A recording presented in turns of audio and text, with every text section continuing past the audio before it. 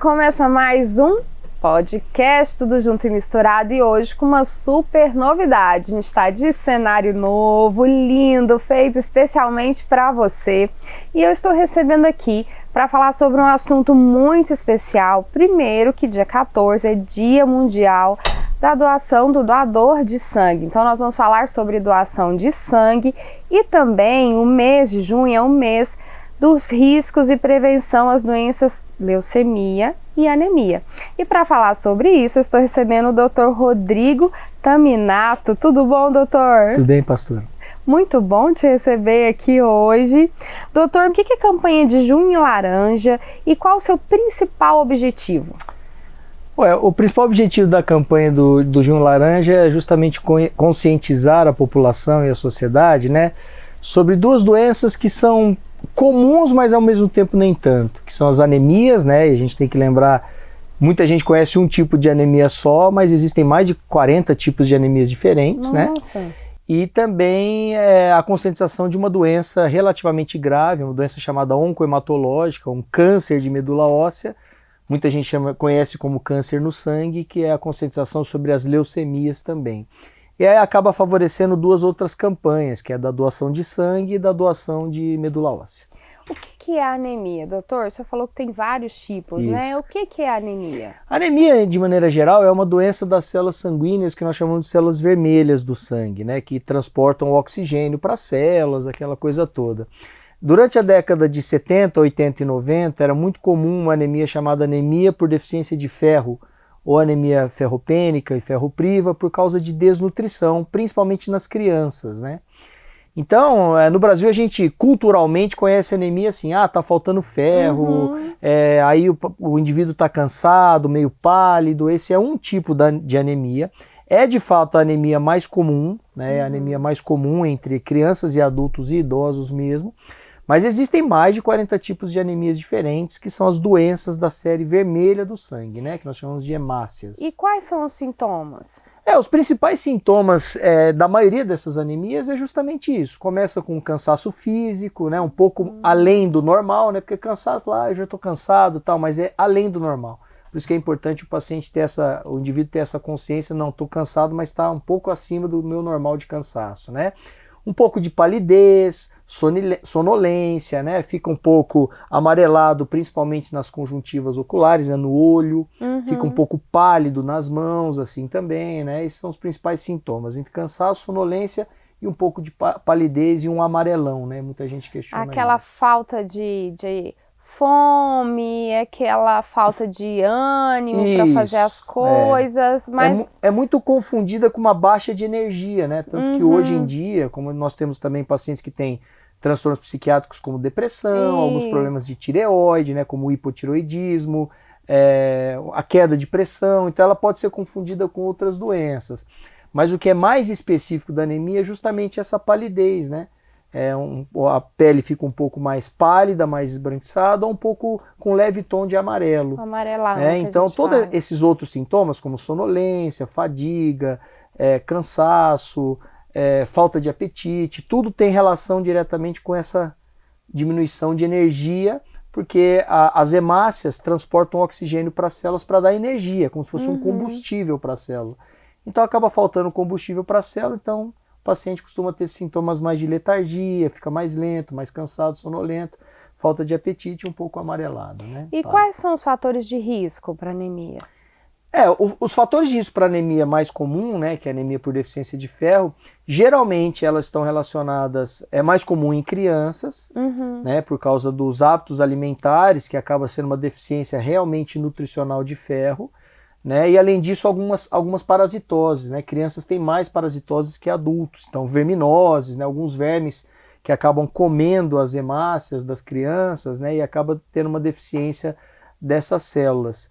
Mas o principal fator de risco justamente é a má alimentação. A gente pode nem dizer desnutrição, porque o ferro está presente em vários alimentos do nosso dia a dia. É o fast food, né? Todo mundo come um sanduíche, um salgadinho, Exato. Que vai mais rápido, né? Isso, E às vezes, não só necessariamente por isso, porque hoje, no Brasil pelo menos, os nossos alimentos, vai comer um sanduíche, o sanduíche tem carne, vai ter um pouco de ferro, né? Vai ter um tomate, alguma coisa assim.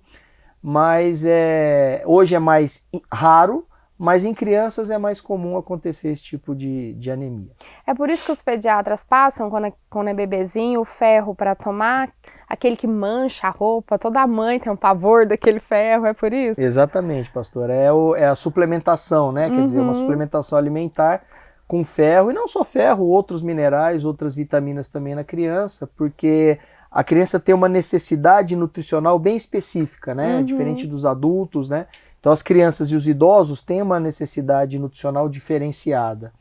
Então em muitas situações e ocasiões, pelo fato dela ser criança, justamente, de precisar realmente de uma quantidade de ferro que vem da alimentação e ela não se alimentar direito, se recomenda às vezes a suplementação mesmo. Mas a alimentação, já resolve, né? E quais são os exames mais comuns para a gente saber se a pessoa está com anemia ou não está? O primeiro exame mais comum, né, o que aparece, a gente chama de exame de rotina. Claro que se o paciente tem algum sintoma, ou é uma criança, ou a própria pessoa, né, o adulto ou idoso, ele vai procurar geralmente o médico por conta disso. Estou sentindo muita fraqueza, sabe, estou dormindo demais, não estou comendo direito, às vezes eu como, sinto um gosto estranho na boca, estou um pouco pálido, todo mundo está falando, você está pálido, você está doente, você está um pouco amarelo, aí ele busca ajuda.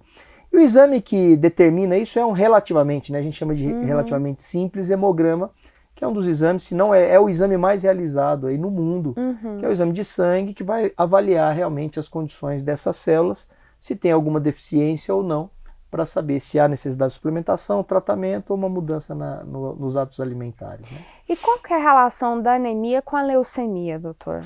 Ótima pergunta, pastora. É uma confusão muito grande, né? Muita gente fala assim,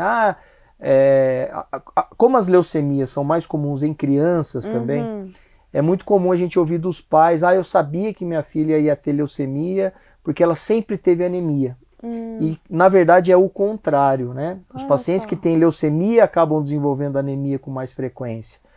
Então, gera uma certa confusão, mas, ao mesmo tempo, nós temos que orientar as pessoas que não é porque a pessoa tem anemia com frequência que ela tem leucemia também, né?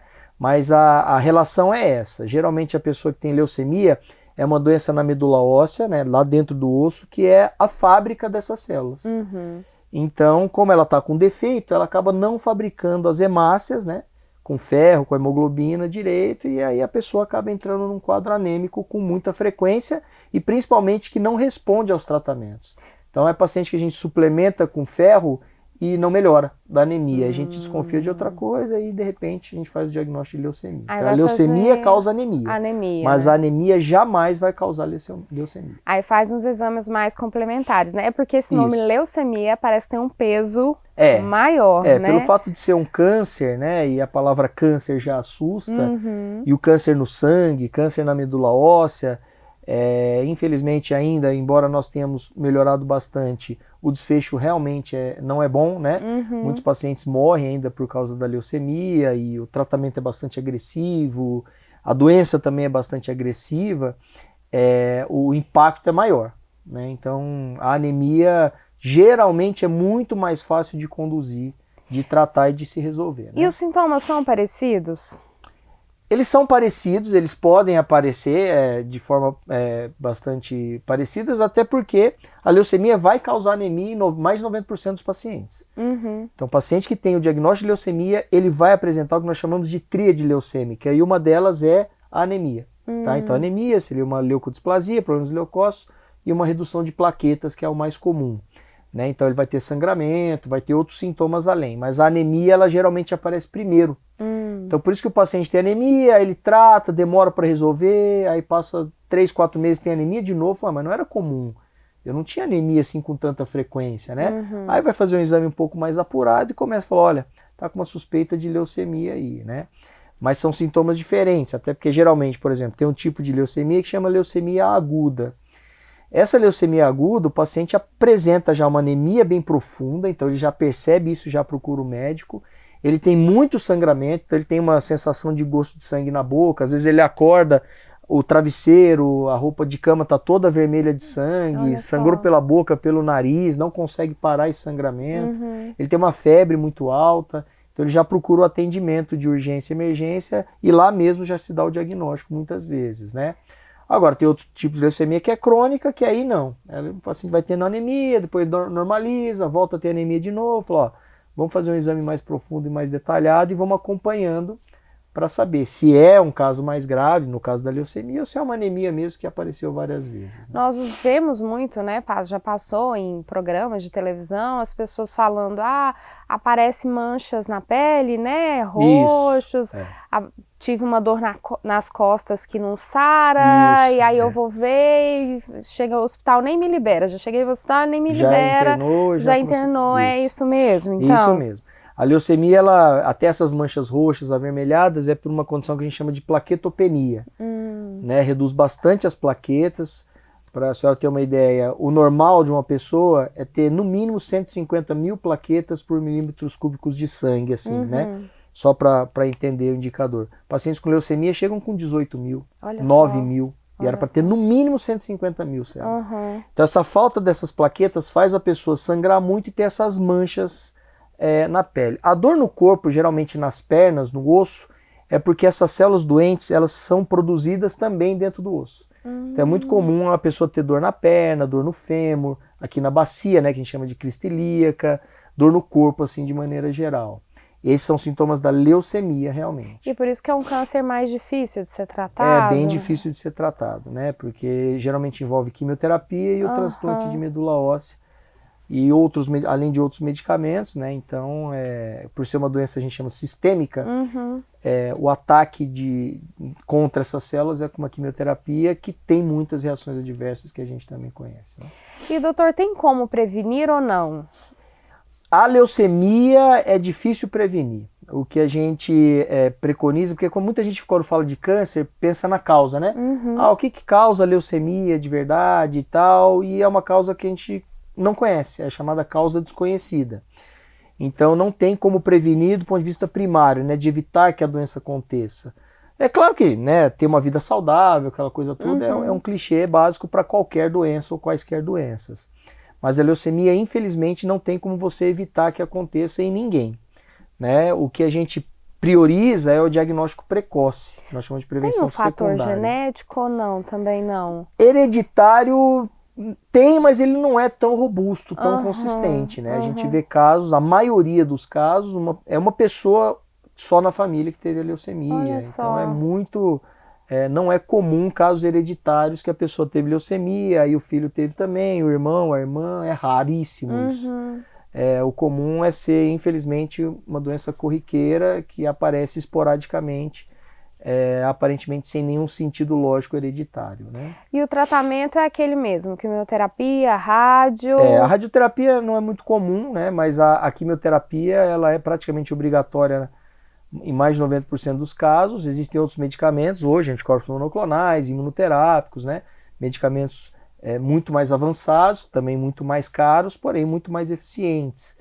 E o transplante de medula óssea tem uma técnica mais moderna, que a gente chama de CAR T-cell therapy, né? É uma terapia muito mais nova, mas que no Brasil ainda está em fonte de pesquisa. Me fala sobre essa terapia. Existe alguma pesquisa nova, assim? Sim, essas pesquisas até saíram muito na mídia, né, na imprensa, né, que a gente chama de terapia CAR T-cell. Mas são tratamentos ainda considerados de altíssimo custo. Para a senhora ter uma noção, um tratamento de um paciente assim vai custar em média entre 2 a 3 milhões de reais. Nossa, né? Então não é tratamento não é acessível. É um tratamento promissor, mas é aquele promissor que já faz, né? Já em alguns países, até no Brasil, né? Sai até em capas de revistas, em jornais também. A mídia de massa explora bastante esse tratamento.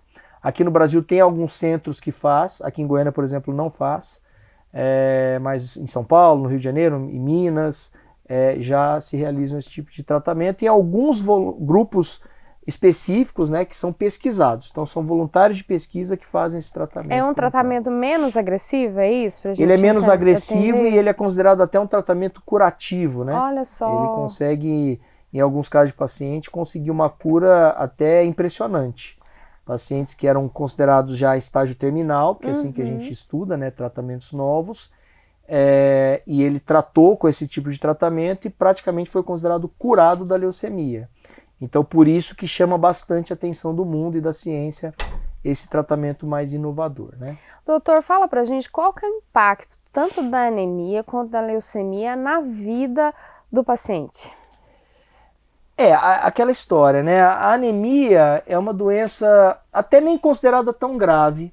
É claro que existem algumas anemias graves, como anemia aplásica, né? Uma hemoglobinopatia muito grave, a doença hemolítica, existem a anemia falciforme, que é muito conhecida, né? São anemias graves, mas também que a maioria delas tem um tratamento, né? Mas não são anemias tão comuns, né? Talassemia, não são anemias tão comuns.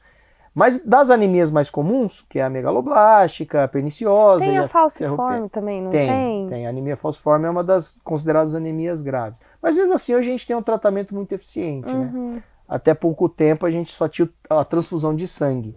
Hoje tem hidroxiureia, tem vários medicamentos que são utilizados que mantêm o paciente estável, tendo uma vida relativamente normal. Muitos pacientes morriam por causa da anemia falciforme. É claro que ainda tem doenças que progridem, né? Mas hoje a gente já tem um controle melhor dessas doenças todas, anemia hemolítica, talassemia, tem pacientes falciforme. mais propensos a ter essas doenças, anemias mais No graves? caso das hemoglobinopatias, doenças da hemoglobina, como é o caso da falciforme, da talassemia também, aí tem a doença de herança genética hereditária. Esses casos de anemia falciforme, talassemia e hemoglobinopatias têm um fundamento hereditário, né? Então é muito comum quando um paciente descobre, a gente investigar na família, né, por aconselhamento genético, quem tem. Porque não é só anemia, né, tem traços falcizados, tem outras caracterizações. Então ela realmente, nesse caso, é uma doença hereditária. Nós também estamos comemorando, doutor, o Dia Mundial do Doador de Sangue. Sim. Fala pra gente um pouco da importância da doação de sangue. A doação de sangue, a transfusão, a gente chama de hemoterapia transfusional, foi um tratamento revolucionário quando isso aconteceu, né? E ao mesmo tempo tinham muitos prejuízos para quem recebia. Nós estamos já em 2024 e hoje a gente tem um controle muito mais rigoroso para isso. E então nós sabemos que existem vários pacientes que precisam receber o sangue. Antigamente era restrito, hoje não. Hoje o paciente faz cirurgia, tem que receber. O paciente sofreu um acidente, perdeu sangue por outros motivos, ou tem algumas doenças como essa, né? Como algumas anemias profundas, anemia por perda de sangue, propriamente os pacientes que têm leucemia, a gente vê na mídia de vez em quando, né? Alguém famoso que teve leucemia, olha, tá pedindo doação de sangue, ela tá precisando de sangue tipo tal, né? Então, hoje a gente tem um controle muito mais rigoroso, a gente consegue ter uma clareza maior na segurança da hemotransfusão, né? E para o doador muito mais seguro. Então, além desse doador, ele tem alguns benefícios, né? Como fazer uma bateria de exames, além de hoje, pelas leis trabalhistas, ele tem direito à folga. Quem pode doar, doutor? Por exemplo, eu estou em casa e quero doar. Quem pode doar? Boa pergunta também. A prioridade é que a gente consiga pacientes entre 16 anos de idade até 59, né? É o ideal. Lembrando que pacientes que têm doadores que têm 16 e 17 anos precisam autorização de um maior de idade, né, de um adulto responsável por esse adolescente, né? Mas, na teoria, a gente precisa de um paciente que tenha mais de 50 quilos, né, de peso, esse que é o prioritário, e que goze de boa saúde, né? Porque a gente fala, mas eu tenho uma doença tal e tal, o que impede? Algumas doenças mais graves, paciente que tem câncer, que tem hepatite C, né? Que teve hepatite na infância ou na adolescência, ou início da fase adulta e nunca doou sangue, paciente que é soro positivo, né? HIV positivo, algumas infecções virais mais raras, como HTLV1, tem algumas restrições, mas elas são poucas e poucos doadores realmente que aparecem têm essas condições. Tem que estar com boa saúde. Se estiver gripado, resfriado, Covid ou alguma outra doença, é melhor tratar, esperar um tempo para voltar a doar, né? Existem muitos mitos, né, doutora? A gente fica com medo, né? Isso, assim, antigamente se falava muito. É perigoso receber o sangue ou não? Não é perigoso. Hoje, igual nós temos uma bateria muito grande de exames até para o receptor, né? Para quem vai receber o sangue, nós chamamos essa área de imunohematologia, ou ciclo do sangue, né? Então o sangue, antes de chegar no receptor, passa por várias etapas E o receptor também passa por vários exames. Então é muito raro ter uma incompatibilidade, uma morte provocada por hemotransfusão, né? Tanto que quando alguém morre por causa de uma transfusão sanguínea, sai até na notícia. Porque hoje é muito, muito raro mesmo. Nós temos um controle muito mais rigoroso, tanto para quem vai doar, né, quanto para quem vai receber. Então é considerado um procedimento extremamente seguro quando realizado por um especialista. Para doar não tem perigo nenhum, né? Para doar, praticamente o risco é zero, né? As células sanguíneas são repostas ali, né? Geralmente se tira uma alíquota para fazer exame, 4, 5 ml, e a doação em média é de 450 a 500 ml de sangue. Fala, nossa, meio litro, né? Mas isso é recuperado no máximo em 2 semanas. É melhor não informar, né? Não, acho que é importante informar. É importante informar, porque o doador tem direito de saber, e de saber que isso é normal, que isso é tranquilo. A gente tem em média de 4,5 a 5,5 litros de sangue circulando. Olha só. Então a gente tira em média 450, 500 ml e não tem nenhum problema. O paciente vai lá, depois ele se alimenta, pode fazer as atividades normais, né? Tem gente que sai da doação de sangue, vai para o crossfit, vai para atividade física, vai sair para comer, não tem nenhuma restrição pós-doação, né? E pode salvar aí a vida de uma bolsa de sangue de um paciente, doador, né? De um doador pode salvar até 4 vidas. Né? Muita gente fala assim, uma bolsa vai para uma pessoa só. Não, vai para 4 pessoas diferentes. Ou pode ser oferecida para 4 vezes para a mesma pessoa que vai receber. Então, e divide o sangue com plasma ou é tudo junto? Esse é chamado de sangue total, né? Existem outros tipos de doação. Na verdade, não é nem da doação, do procedimento, que a gente chama de aférese, mas é um pouco específico, né? Por exemplo, para quem vai doar plaquetas. Plaquetas é diferente do sangue, mas ele é um componente do sangue que é separado numa outra bolsa, né? E aí vai ser doado. O plasma também é outro, é um líquido mais amarelado que contém outras substâncias.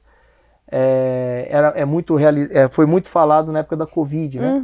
A transfusão do plasma, porque transfunde células anticorpos de uma pessoa para outra. Mas a doação de sangue em si é do sangue total mesmo, principalmente da série vermelha. Tem algum tipo sanguíneo que ele é mais, assim, recomendável para doar, mais recebido ou não? Hoje a gente...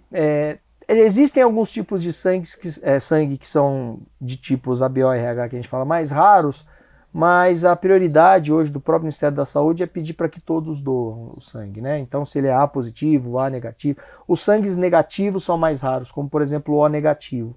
Então, quando tem um paciente que é O negativo, o apelo é até para a família ou para os amigos tentarem encontrar, que é um sangue mais raro de se encontrar. Mas a gente pede para que todos possam, todas as pessoas tenham 50 quilos ou mais, entre 16 a 59 anos, que possa doar. Quem tem mais de 60 não tem problema, mas passa por um critério, por uma consulta com um hematologista para ver se o que ele vai doar, né? Porque às vezes a gente encontra paciente com 65 anos, O negativo, sangue raro, e precisa da doação dele para um familiar. Ele pode doar também, não é que ele é proibido de doar.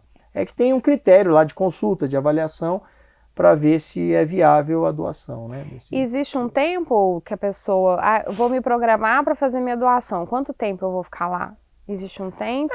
Ou depende muito da pessoa? Entre entrar no banco de sangue, no hemocentro, onde você for doar, e ele sair, vai de 10 a 15 minutos no máximo. O procedimento em si é rápido, né? Então, restrições assim que a gente comenta é que não use bebida alcoólica, pelo menos não tenha usado, né, bebida alcoólica nas últimas 24 horas, não seja usuário de drogas, né? Muita gente fala, fumante, fiz tatuagem, tomo medicamentos. Isso tudo tem que ser informado na hora da doação, vai ter um profissional lá que vai pegar esses dados, né?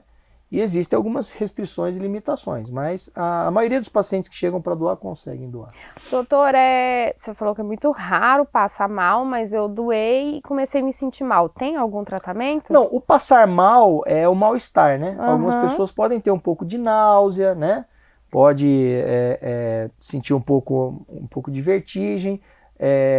Não é a maioria dos doadores, mas pode acontecer com algumas pessoas, né? Então...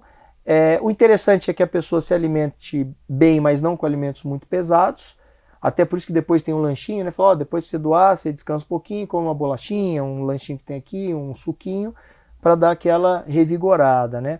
Para essas pessoas que relativamente possam ter um mal-estar gastrointestinal. Porque geralmente é isso, né? Uma náusea, vontade de vomitar, às vezes alguns pacientes podem até vomitar, mas não há nenhum tipo de Até intervenção farmacológica, pode prescrever um medicamento antiemético? Até pode, mas é difícil. Geralmente a pessoa melhora logo depois, né?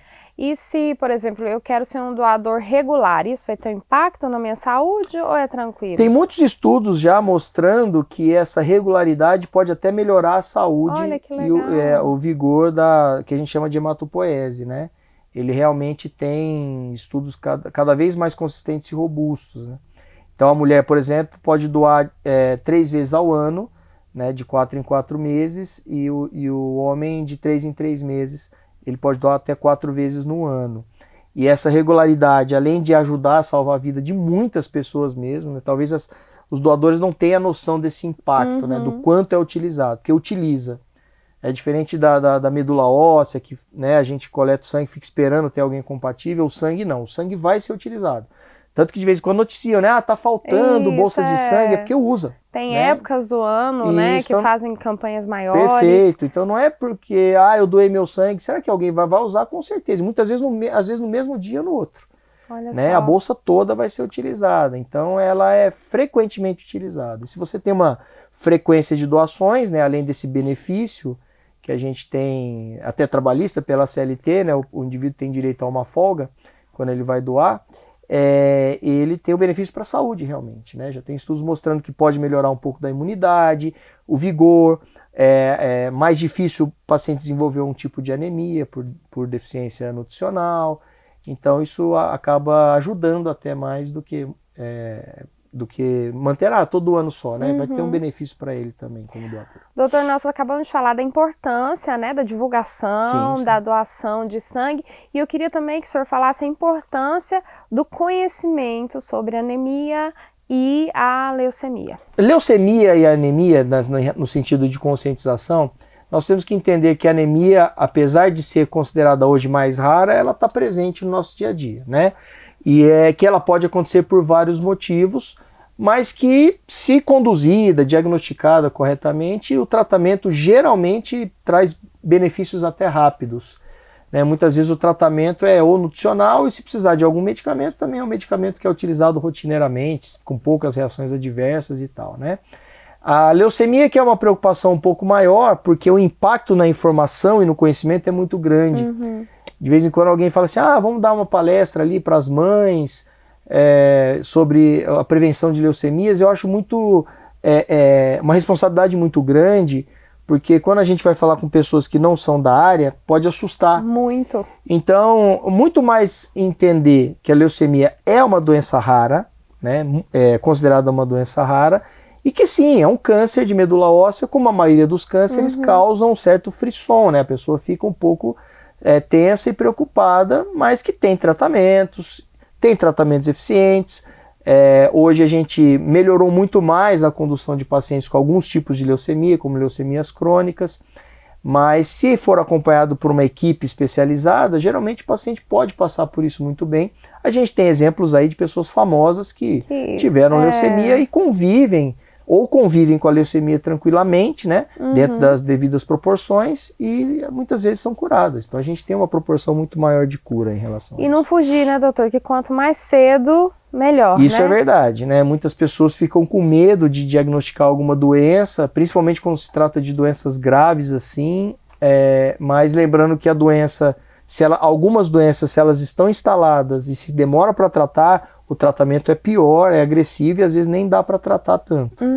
Então é importante as pessoas terem a consciência de que alguns sinais, alguns sintomas, por mais leves que sejam, se eles passam a ser alguma coisa repetitiva, né, um pouco fora do normal, porque é comum, às vezes vou fazer um exame agora, minha hemoglobina está baixa, eu estou com uma anemia leve, mas não tenho sintoma, então não tenho por que eu tratar, né? Agora, de repente, falou, olha, cara, de um ano para cá eu tenho, sabe, às vezes a pessoa fala, você está meio pálido, aí passa uns dias cansado, sonolento, aí passa 2, 3 meses bem, depois tem de novo, fica 2, 3 dias assim, aí passa mais 5 meses, tem de novo. Aí é importante procurar o atendimento para fazer os exames e esclarecer o que tem, né? E se for anemia é uma coisa bem tranquila de tratar, e se for leucemia também tem que conduzir e tratar para tentar o mais rápido possível resolver o problema, né?